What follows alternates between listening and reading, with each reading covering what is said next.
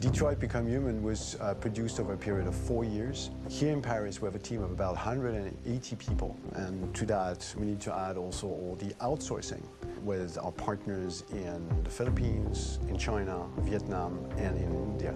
So when we started working on this story, I had to imagine where Kara was built.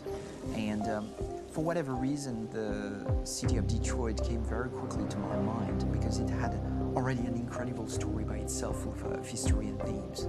So we traveled there with the team, and we were really moved by what we saw, and we could really feel the desire to fight and really be born again. And we just continued this curve, this growth, and just imagine what Detroit would be like if the Android industry was, using these huge factories to build androids there. A very strong element in Detroit is that there's a lot of industrial wasteland and a lot of nature too. And for us, the graphic designers, it was an incredible playground. The destroyed zones which we wanted to preserve, we appropriated them to turn into something else. Then in the areas that needed to be rebuilt, we were able to imagine our Detroit of the future. We didn't want to make a science fiction universe, but a world of anticipation. If we chose science fiction, we could have imagined flying cars, extraterrestrials, but those things are very far from our current everyday life. Anticipation is more about gleaning from our contemporary reality, the one we know, because Detroit is set in 2038, and 2038 is tomorrow. The difficulty we had was sticking to reality. That is to say, technology becoming more and more invisible, a lot more elegant, and at the same time, making it visual. So all the computer equipment, autonomous cars, we simply had to invent. They are in fact very technological objects, but at the same time remain very credible and ingrained in reality. To create a cohesive universe in the fashion and clothing of the human characters in 2038, I didn't want to put an accent on strange shapes, or really vibrant colors, and things we wouldn't know. That I wanted to keep for the androids. The goal was to create something familiar which we can identify with in this future setting. Working on the artistic direction for the androids was a bit special because this is a project about the place they could occupy in the human world. It was out of the question for them to be too beautiful or too perfect. They had to correspond to every social class, rich and poor.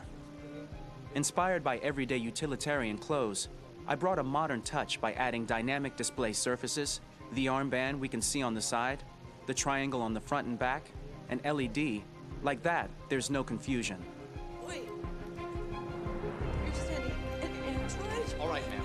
We need to go. You can't do that. Why aren't you sending a real person? Once we cast the actors, we travel to meet them in order to scan their faces. We record the structure of their face with the scan. And we record the colors and patches of skin with photography. Once we have this information, we will use this as a basis for modeling and creating the characters. The artist will make it more realistic, but will also enrich it. He will propose ideas which we will develop together. Finally, we will have a character with character who corresponds to the project and the world. When the actors come to Quantic Dream, we show them the design, what their image will be, and what they will look like in the game. This extra information gives them another dimension and color to connect with emotionally. It helps them think about how to play their character. Your mission. That's all you care about, huh? You should consult a professional who can help you. Beat it, you hear me? Get the hell out of here! So there are 3 types of shoots at Quantic Dream. Shooting and performance capture, where you capture the whole actor, his voice, his face, and his body. These shoots are obviously done with American actors because the game's original version is in American English. After that, there are the body-only shoots, representing around 250 days of filming, while the performance capture is 100 days of filming. Now, body-only shoots, there are 2 types. There are the action shoots and the technical shoots, which are mokit shoots. Mokit is when the player controls a character on the screen, and he moves in an environment to explore it. This is of particular importance at Quantic Dream, and therefore we shoot a lot to offer a unique context for each scene and each character. To prepare a motion capture shoot, we first get together to look at the sets we need, the animations that we want to shoot, which ones need to be grouped together or which ones need to be cut and shot at another time, so that we get the most out of the shooting day. This often means shooting scenes out of order, especially those with big props or accessories, like a big car, for example. So we shoot all the animations related to that particular prop first.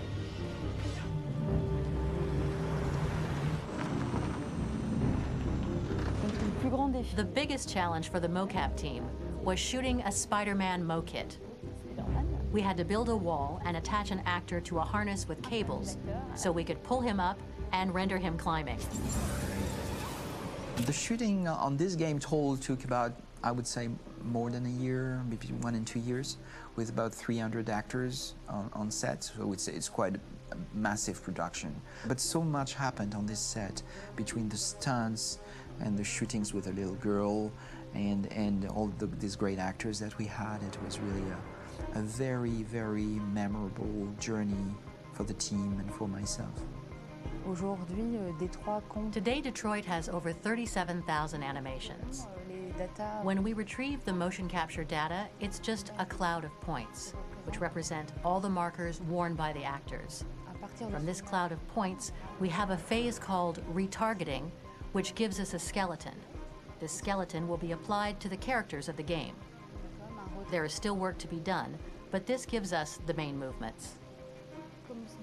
Since we are working on something very realistic, we must recognize the actor and also recover all the emotion he expresses in his performance.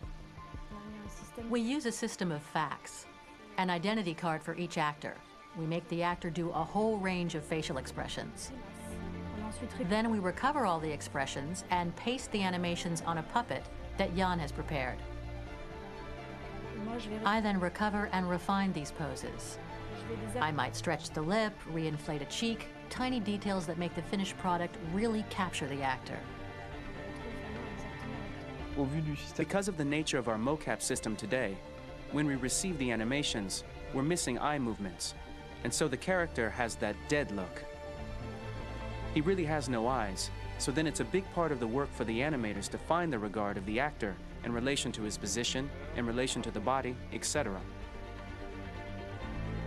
It was crazy when I saw the newest model for Kara, because they've been working on it, and this was the first time I literally jumped in my seat. It not only looked so much like me, it was the fact that it looked so lifelike.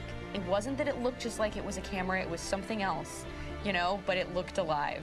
It's exciting, and it's kind of terrifying. Game after game, we learned the rules of optics and filming, and our goal with Detroit Become Human was to have cameras that would actually emulate the optics of a real physical camera. So basically dealing with real-world imperfections was our main task, and just to make cameras look as real as we can. Once the animations are shot and processed by the animation department, integrated and polished, we film them. That is to say, we really do a mise en scène, as in cinema. The real difficulty of our job is to know if these cameras are telling us something. Are they in the emotion of the scene? Do they describe exactly what the action must convey, what must be felt? The most important challenge for me was one of the final scenes where Marcus decides to start the revolution and go to the battlefield. Very quickly, we imagined this to be a huge sequence shot. We wanted the feeling of a cameraman running behind us, while showing Marcus, the androids who help him, the person shooting at us, etc. Above all, it was necessary to say to oneself, this scene is very violent but does not glorify war. On the contrary, that war is something improbable and absurd. It was really a fun challenge. The idea was to say we have 3 characters. We would like each of them to have a specific cinematography.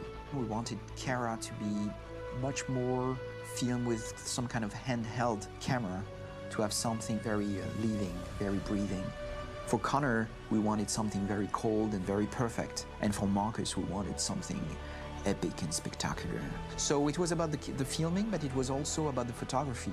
So we worked with a director of photography to give each character a different lighting, different key colors. Each of them would have their own worlds. And finally, we worked with the composers, so they would create a specific sound for each character, so each would have his own world and his own style.